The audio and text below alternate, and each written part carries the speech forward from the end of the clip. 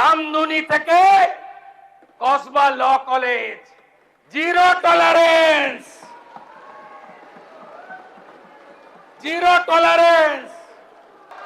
আপনার সরকার, আমাদের সরকার আরো দুটো কাজ করেছে। দুটো কমিশন তৈরি হয়েছে, ক্যাবিনেট অনুমোদন দিয়েছে। একটা হলো যত মহিলাদের উপরে, বোনেদের উপরে, কন্যাদের উপর অত্যাচার হয়েছে, justice, retired justice Samapti Chatterjee আর member secretary IPS Damayanti Sen, খুঁজে খুঁজে বার করব। আরজি করের বিচার হবে। গোটা বাংলায় আমাদেরকে জিতিয়ে এনেছে। অভয়ের বিচার দিতে তিনটা আইপিএস কে সাসপেন্ড করেছি, সন্দীপ ঘোষাদের তাড়িয়েছি, বাকি যা আছে পরিষ্কার করব। তামান্নার মা বিচার পাবে। রামপুর হাটে ওই 6 বছরের আদিবাসী কন্যা, তার পরিবার বিচার পাবে। ময়নাগুড়ির ওই রাজবংশী ফ্যামিলি, রাজগঞ্জের ওই রাজবংশী ফ্যামিলি, কালিয়াগঞ্জের মৃত্যুঞ্জয় বর্মন সহ আমাদের যে ছাত্রীকে ধর্ষণ খুন হয়েছে, বিচার আমরা দেব।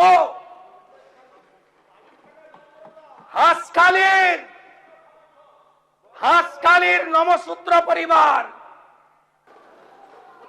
এইচআরবিসি অফিসে কমিশনের কার্যালয়,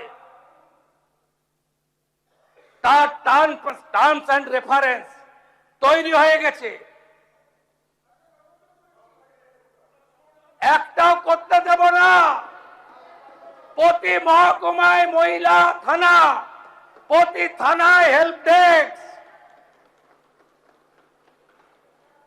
আর 112 প্রতি থানায় একটি করে গাড়ি। এখন পুলিশ পৌঁছায় ঘটনার 3 ঘন্টা পরে। ওটা ভারতের মধ্যে লাস্ট পশ্চিমবঙ্গ, আর উত্তরপ্রদেশ গুজরাটে পৌঁছায় 6 মিনিটে।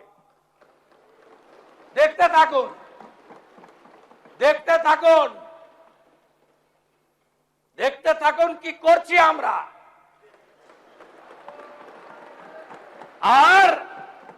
আর একটা কমিশন হয়েছে, রিটায়ার্ড জাস্টিস বিশ্বজিৎ বাসু আর মেম্বার সেক্রেটারি, যার নাম শুনলে অনেকেই আপনারা ভয় পান, এডিজি র্যাঙ্কের আইপিএস কে জয়রামান। যত চুরি করেছেন, মনরেগার চুরি,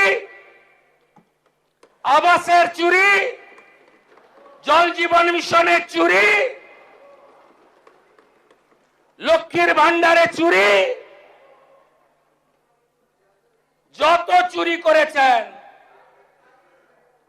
এই কমিশনে অভিযোগ পড়বে এবং তাদেরকে শ্রীঘরে যেতে হবে। আর আগামী এই সেশনের শেষ দিনে যে আইন আসছে, সেই আইনে সম্পত্তি বাজেয়াপ্ত করে অকশন করার কাজ এই সরকার করবে।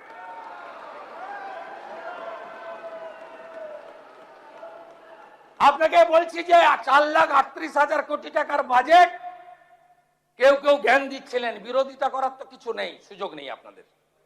বলছিলেন আসবে কোথা থেকে, কোথা থেকে আসবে জানেন? বীরভূমে পাথরে কি করেছেন জানেন? আপনাদের হাতে ছিল পার্টি, সব ল্যাম্পোস্ট ছিলেন। আসল তো যুবরাজ, আসল তো ভানুয়াতু। প্রতিবাদ করেননি? আমার বুকের পাটা ছিল, আমি প্রতিবাদ করেছি।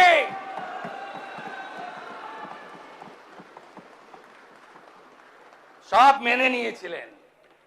1 বছরে বীরভূমের পাথর থেকে রেভিনিউ দিয়েছেন 60 কোটি টাকা। আর আমরা 9 মে শপথ নেওয়ার পরে 1 মাসে রেভিনিউ দিয়েছি 83 কোটি টাকা। করুন 83 গুণিতক, এটা 100 কোটি হবে। 83 গুণিতক 1200 কোটি। পশ্চিমবঙ্গ সরকারের অ্যাকাউন্টে 100 কোটি, বাকি 1100 কোটি ক্যামাক স্ট্রিট হয়ে দুবাই।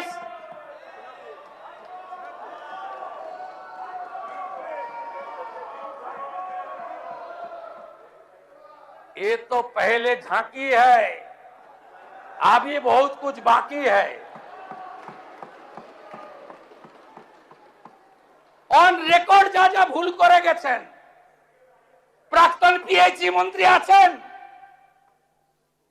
পিএইচই ঠিকাদার কাকদ্বীপের স্টেট ব্যাংকের ব্রাঞ্চ থেকে আইপ্যাকের অ্যাকাউন্টে 10 কোটি টাকা ট্রান্সফার করেছে। ছেড়ে দেবো আমি? আপনি ভেবেছেন ছেড়ে দেব? ছেড়ে আমি দেব না। মানুষ এসব করার জন্য আমাদের জিতিয়েছেন। আমি আশ্বস্ত করতে চাই বাংলার গণদেবতা জনতা জনার্দনকে, প্রত্যেকটা হিসাব হবে, বিচার হবে, আপনারা শান্তি পাবেন। আমি আপনাদের মুখে নিকোপ্লাস লাগাবো না। আমাদের দিকে আঙ্গুল তোলার আগে আপনারা যা যা করেছেন সেগুলো বলার পরে আঙ্গুল তুলবেন। কোন ভদ্রলোকের গায়ে কেউ হাত দেবে না। আমরা মনে করি যে শোভনদেব চট্টোপাধ্যায়দের মতো বেশ কয়েকজন ভদ্র রাজনীতিবিদ আছেন, সবাইকে মিলিয়ে ফেলবেন না। সমর মুখার্জিকে দেখলে এখনো উঠে শ্রদ্ধা জানাই। রতুয়ায় বিজেপি কর্মীরা ক্ষুব্ধ হতে পারে, যা সত্যি তাই বললাম। আপনারা সবাইকে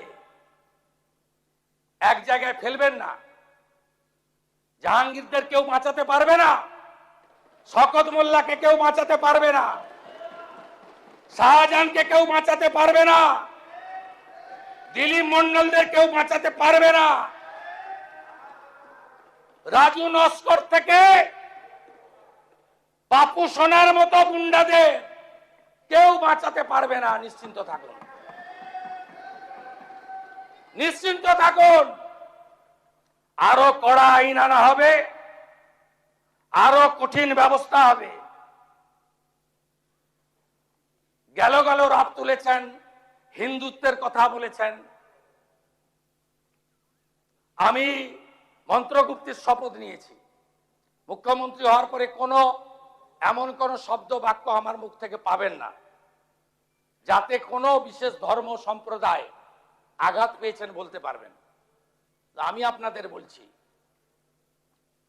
আপনারা ভুল পথে পরিচালিত করেছেন মুসলমানদের।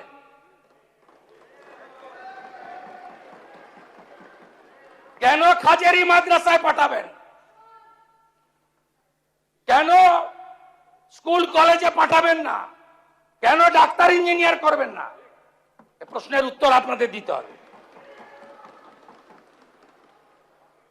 আপনাদের নেত্রী প্রাক্তন মুখ্যমন্ত্রী বেলডাঙ্গাতে 3 দিন জাতীয় সড়ক বন্ধ থাকার পরে কেন বলেন ওরা তো শুক্রবার একটু আধটু করবে, আমি কি করব? সমর্থন করেন আপনারা?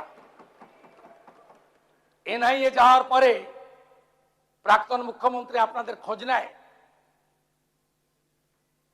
তিনি তো শুধু ব্যস্ত তার দাদার বাড়িটা ভাঙলো কিনা, তার ভাইপোটা জেলে গেল কিনা। আপনাদের কথা ভাবে না। এবিপি আনন্দ, এগিয়ে থাকে, এগিয়ে রাখে।